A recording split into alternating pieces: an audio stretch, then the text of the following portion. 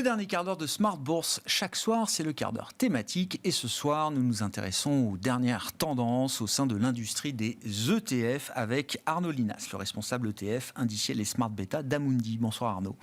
Bonsoir. Merci beaucoup d'être là. Amundi, après la fusion avec Luxor, qui est l'acteur européen leader sur ce marché des produits indiciels. C'est tout à fait ça. Voilà.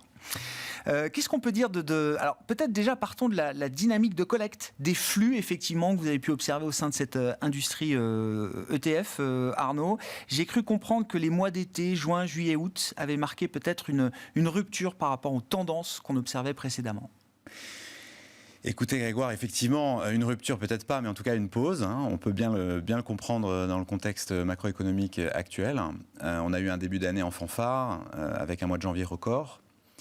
Plus de 25 milliards de collectes sur le marché des ETF européens, avec des prises de position très fortes sur des thèmes comme l'inflation, les valeurs value, les matières premières aussi. Et c'est vrai que l'été a vu certains de ces idées de trading, finalement, de ces investissements, se retourner avec des investisseurs qui ont pris leurs profits, tout simplement, pour se mettre un petit peu à l'abri. Mais cela, on va dire, ne cache pas des tendances de fond sur le marché des ETF qui sont très puissantes. On est encore sur des collectes positives cet été. On a collecté en Europe plus de 55 milliards sur les ETF européens.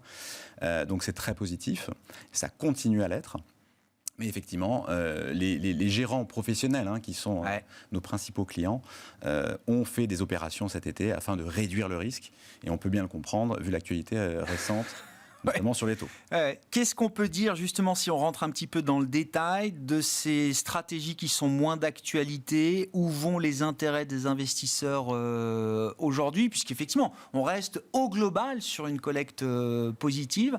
Si on regarde ça, classe d'actifs par classe d'actifs, par exemple, Arnaud, qu'est-ce qui vous marque là sur ces derniers mois? Alors, ce qu'on observe, ça c'est une tendance de fond très puissante, particulièrement en Europe, c'est les investissements en indices ESG. Donc la prise en compte des critères extra-financiers, que ce soit sur le thème du carbone, de l'environnement, de la transition énergétique, la prise en compte des critères sociaux, de gouvernance. Donc ça, c'est une tendance très lourde. Les allocataires d'actifs transitionnent, font des rotations de portefeuille, c'est-à-dire sortent des indices traditionnels que nous connaissons tous pour aller vers les versions ESG. Donc ça va continuer. On s'attend à des rotations dans les mois qui viennent. Et ça, c'est neutre, j'allais dire, pour les allocataires. Ça, c'est neutre. On va dire que ça, c'est un delta positif en termes, en tout cas, d'inventivité, de créativité, d'innovation. Mais c'est neutre en termes de flux.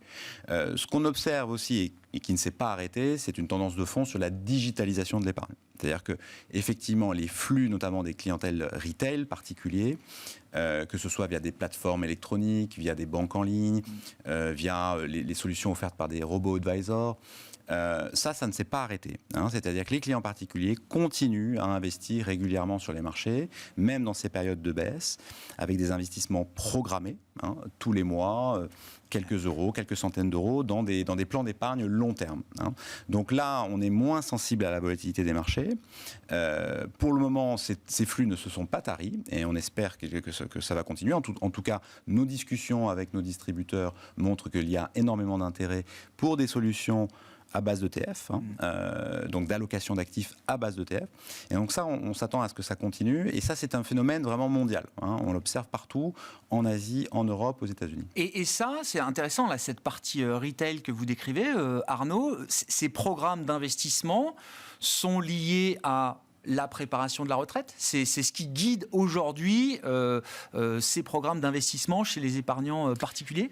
Oui, essentiellement la préparation de la retraite, avec une prise de conscience aussi dans un certain nombre de pays que les systèmes de retraite vont devoir être compensés ou en tout cas complétés par une épargne individuelle. C'est le cas depuis très longtemps en Allemagne. Ça devient de plus en plus le cas, notamment dans des pays d'Asie. On peut citer Hong Kong, on peut citer Singapour. Ça viendra, on le pense, dans les pays plus latins. Donc ça, c'est vraiment des investissements long terme. C'est puissant comme driver, la retraite quand même. C'est très puissant. Et effectivement, les ETF ont un avantage majeur. Cumulés sur 20, 30 ans, effectivement, des points de base de frais, cumuler les intérêts composés, ça commence à faire effectivement des économies substantielles. Donc c'est une tendance de fond. Vous avez aussi des distributeurs qui proposent des investissements plus moyen terme pour préparer des projets d'investissement, les études des enfants, l'acquisition d'un bien immobilier. Là, on est sur des horizons de 5 à 10 ans. Et effectivement, on peut mettre en place des programmes d'investissement qui correspondent au financement de ces projets-là. Au-delà alors je reprends le verdissement des portefeuilles et des allocations des clients professionnels, institutionnels. Au-delà de ce travail de verdissement, effectivement, qui est une tendance lourde, au moment où on se parle, au regard de la conjoncture, où vont leurs intérêts ? Visiblement, les stratégies de début d'année ne sont plus adaptées à l'environnement actuel. Qu'est-ce qui les intéresse dans l'environnement actuel en termes de classe d'actifs, en termes de zone géographique ? Alors on a quelques tendances de fond qui sont marquées. Effectivement, les actions européennes sont en repli. On a des sorties importantes qui ne sont pas compensées par les investissements dont je vous ai parlé. En revanche, effectivement, dans l'environnement de taux actuel, on a des investissements dans le fixed income, que ce soit sur les taux euros, les taux US, sur des maturités plus courtes. Mais dans lequel aujourd'hui on peut offrir des rendements qui sont effectivement significatifs, 2%, 3%. On a aussi, et ça c'est intéressant de le noter, observé que sur le marché du crédit, investment grade, aujourd'hui la totalité des flux se font sur des indices crédit de type ESG. C'est-à-dire qu'il est aujourd'hui, quand les acteurs rentrent sur le marché du crédit, ça devient maintenant une nécessité pour eux de prendre également en compte ces critères extra-financiers, parce qu'ils jugent qu'en fait ça permet d'ajouter une sécurité probablement en termes de risque sur des critères nouveaux. Et ça, c'est nouveau. C'était déjà une réalité sur les marchés actions, mais sur ces produits taux, sur la partie crédit, c'est quelque chose de nouveau ? On va dire que c'est particulièrement fort. Si on regarde le marché des ETF non ESG, on est sur des flux nuls ou négatifs. Donc vraiment, quand les acteurs rentrent sur le marché du crédit aujourd'hui, ils le font via ces indices ESG. Parfois, même pour les investisseurs les plus convaincus, ils vont aller acheter des green bonds, alors qui financent directement la transition énergétique. Ça, c'est un marché qu'on a vu naître il y a maintenant 5 ans, qui était confidentiel au début et qui aujourd'hui est un marché sérieux, liquide. Donc là, on est vraiment sur le financement concret de projets de transition. Un mot des émergents.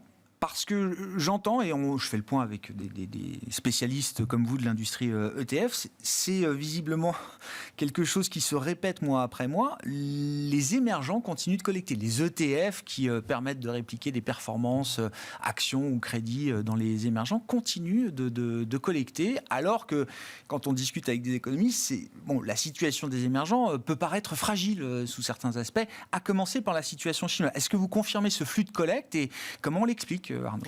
C'est vrai que c'est surprenant, Grégoire. Normalement, dans ces périodes de repli, les émergents souffrent en premier. C'est pas ce qu'on observe. On observe des flux importants sur les equity émergentes. On peut distinguer cependant deux idées maîtresses. Déjà, la Chine a un statut particulier. C'est-à-dire que, historiquement, on voyait le monde des émergents comme le monde des briques. Vous vous souvenez ce terme ? Brésil, Russie, Inde, Chine. Aujourd'hui, on voit la Chine d'un côté et les émergents ex-China, en dehors de la Chine, de l'autre. Donc déjà, c'est devenu une allocation plus binaire entre ces deux zones. Effectivement, je pense que la Chine profite encore et va continuer à profiter d'un élément technique. C'est-à-dire que le marché chinois représente aujourd'hui dans les indices mondiaux, les grands benchmarks mondiaux, une part qui ne correspond pas à sa taille en termes de market capitalisation. Donc, on sait que les fournisseurs d'indices vont, dans les années à venir, probablement augmenter le poids de la Chine. Et mécaniquement, cela attire des capitaux sur la Chine. Tous les investisseurs benchmarkés sont obligés de se mettre au niveau du benchmark. Exactement. Quand la Chine ne représente pas encore dans les indices son poids naturel, qui correspondrait à sa taille. Et ce phénomène de convergence amène des flux mécaniquement. On peut d'ailleurs s'attendre à ce qu'on ait un phénomène un peu identique sur l'Inde, qui suit derrière, notamment avec des interrogations sur la rentrée de l'Inde dans les grands indices fixed income. Ah oui, l'Inde va suivre évidemment le chemin parce que cette histoire de repondération de la Chine dans les indices, c'est quelque chose que tout le monde connaît, j'imagine, dans la communauté des investisseurs. C'est quelque chose qui est identifié, flagué, comme on dit. L'Inde, c'est peut-être le prochain chemin, d'une certaine manière. Exactement.